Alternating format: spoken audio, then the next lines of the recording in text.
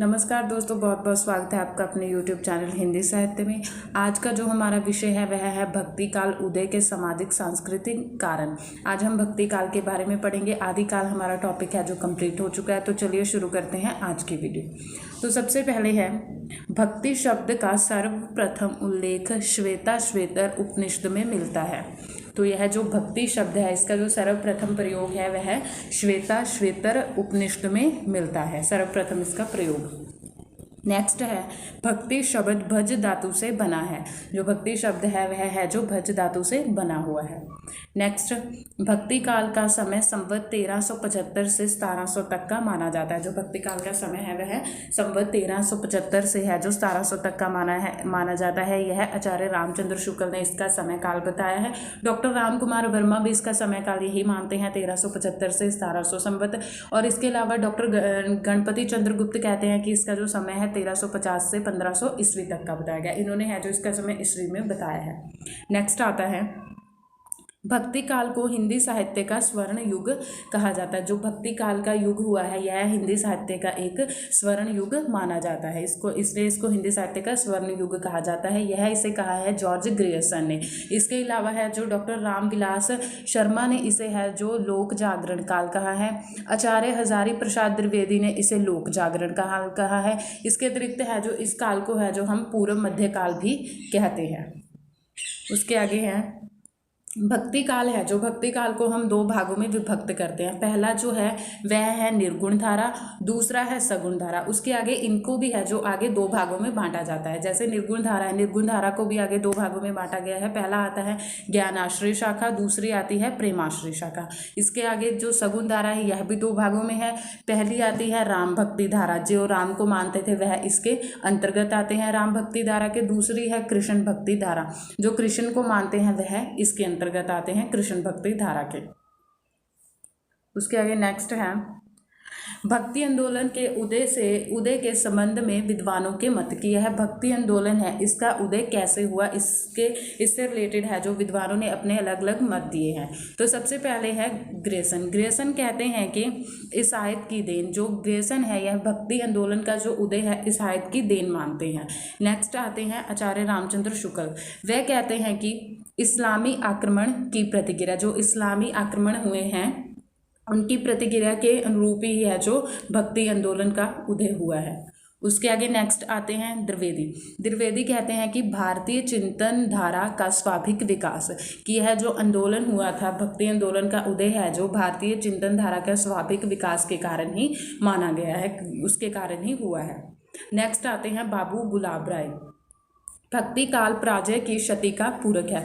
बाबू गुलाब राय कहते हैं कि भक्ति काल है जो पराजय की क्षति का ही पूरक है, कि जो उनकी हिंदू राजाओं की पराजय हुई थी उसकी ही है जो क्षति का ही पूरक माना जाता है। नेक्स्ट आते हैं कि मुक्तिबोध कहते हैं ऐतिहासिक सामाजिक शक्तियों के रूप में जनता के दुखों वह कष्टों से हुआ है।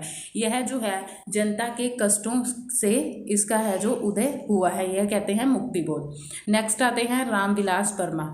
ये कहते हैं भक्ति आंदोलन एक जातीय और जनवादी आंदोलन है। रामविलास शर्मा ने है जो भक्ति आंदोलन को एक जातीय और जनवादी आंदोलन माना है। उसके आगे नेक्स्ट इसके भक्ति आंदोलन है जो इसके उदय के कारण बताए गए हैं, सामाजिक कारण और सांस्कृतिक कारण। तो सबसे पहले हम सामाजिक कारण देखते हैं। सामाजिक कारण में सबसे पहले है मुस्लिम आक्रमणकारियों के अत्याचार। सबसे पहला इसका कारण है सामाजिक कारण में जो है तुगलक वंश, लोधी वंश, बाबर, अकबर, हुमायूं, जहांगीर, शाहजहां, औरंगजेब ने है जो भारत पर शासन किया था। भक्ति काल की जो सीमा है वह शाहजहां के शासन काल तक की मानी जाती है। अलग अलग उन्होंने जो है मुस्लिम आक्रमणकारियों ने है जो भारत पर बहुत से अत्याचार किए हैं। उसके बाद नेक्स्ट पॉइंट आता है धर्म एवं जाति का भय। दूसरा पॉइंट है इसका धर्म एवं जाति का भय। उसके आगे नेक्स्ट है राजनैतिक संगठन, जो है मुस्लिम शासनकारों के आक्रमणों से मुक्ति पाने के लिए है जो भारतीयों ने अपने राज्य का पुनर्स्थापना की अलग अलग राजनीतिक है जो संगठन स्थापित किए। नेक्स्ट आता है पारस्परिक भेदभाव, हिंदुओं में निराशा। देश में है जो मुसलमानों का राज्य प्रतिष्ठित हो जाने से है जो हिंदू जनता हताश, निराश एवं पराजित हो गई थी। पराजित मनोवृत्ति में है जो ईश्वर की भक्ति की ओर उन्मुख होना उनमें है जो स्वाभाविक था। नेक्स्ट आता है जो सामाजिक सुधार, जो है समाज में है जो सामाजिक सुधार भी किए जा रहे थे। नेक्स्ट लास्ट पॉइंट है इस्लाम का प्रभाव। उस समय है जो इस्लाम का प्रभाव जो है समाज में बहुत देखने को मिलता था। तो यह थे कुछ सामाजिक कारण। उसके बाद आते हैं सांस्कृतिक कारण। सांस्कृतिक कारण में सबसे पहला आता है संत काव्य की प्रगतिशील ऐतिहासिक भूमिका। जो संत काव्य की जो है ऐतिहासिक भूमिका रही है सांस्कृतिक कारणों में है जो भक्ति काल के। नेक्स्ट है वैदिक रूढ़िवादिता के खिलाफ नाथों की आवाज़। जो उस समय के नाथ हुए हैं उन्होंने वैदिक काल से जो रूढ़ियाँ परंपरा चली आ रही थी उनके खिलाफ है जो उनका विरोध किया था, जैसे जाति भेदभाव, मूर्ति प्रथा इत्यादि का है जो उन्होंने विरोध किया था। नेक्स्ट आता है निर्गुण धारा का मानववाद। लास्ट पॉइंट है इसके अंतर्गत हिंदू मुस्लिम में सांप्रदायिक द्वेष का अंत। जो हिंदू मुस्लिम थे उनमें है जो सांप्रदायिकता, जो धर्म के आधार पर उनमें भेदभाव होता था, उसका है जो अंत हो गया था। उसके आगे नेक्स्ट आता है भक्ति आंदोलन के उद्गम स्थल के संबंध में विद्वानों के मत। भक्ति आंदोलन के उद्गम स्थल के संबंध में है जो विद्वानों ने अपने अपने मत दिए हैं। इसमें सबसे पहले जो आते हैं वह है भक्ति द्रविड़ उपजी लाए रामानंद, प्रकट किया कबीर ने सप्त दिए नवखंड। यह है जो कबीर की पंक्ति है। भक्ति द्रविड़ उपजी लाए रामानंद, प्रकट किया कबीर ने सप्त दिए नवखंड। यह है जो भक्ति है जो द्रविड़ से दक्षिण से उपजी थी, उसे है जो उत्तर में जो रामानंद लाए थे।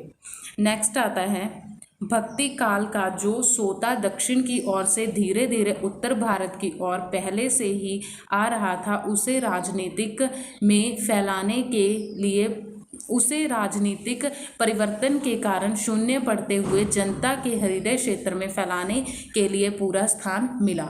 शुक्ल ने कहा है कि जो भक्ति का है जो स्वतः दक्षिण की ओर से धीरे धीरे चला आ रहा था, उसे उत्तर भारत की ओर पहले से ही आ रहा था, उसे राजनीतिक परिवर्तन के कारण शून्य पड़ते हुए जनता के हृदय क्षेत्र में फैलाने के लिए पूरा स्थान मिल गया था। उसके आगे नेक्स्ट आते हैं अगर इस्लाम ना आया होता तो भी इस साहित्य का बाहर आना वैसा ही होना जैसा आज है। यह कहा है द्विवेदी जी ने।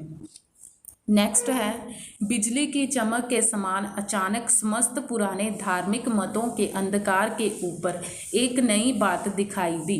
कोई हिंदू यह नहीं जानता कि यह बात कहाँ से आई और कोई भी इसके प्रादुर्भाव के बारे में निश्चित नहीं कह सकता। यह है ग्रेसन ने कहा है कि इसके है जो इसका भक्ति काल का जो उदय कहाँ से और कैसे हुआ इसके बारे में जो है ठीक से नहीं कहा जा सकता। तो दोस्तों ये थी हमारी आज की वीडियो जिसमें हमने भक्ति काल के बारे में पढ़ा, उसके उदय के बारे में पढ़ा, भक्ति काल को किन भागों में विभक्त किया उसके बारे में पढ़ा। उम्मीद करती हूँ आपको आज की वीडियो अच्छी लगी होगी। मिलते हैं एक नई वीडियो के साथ, तब तक के लिए धन्यवाद।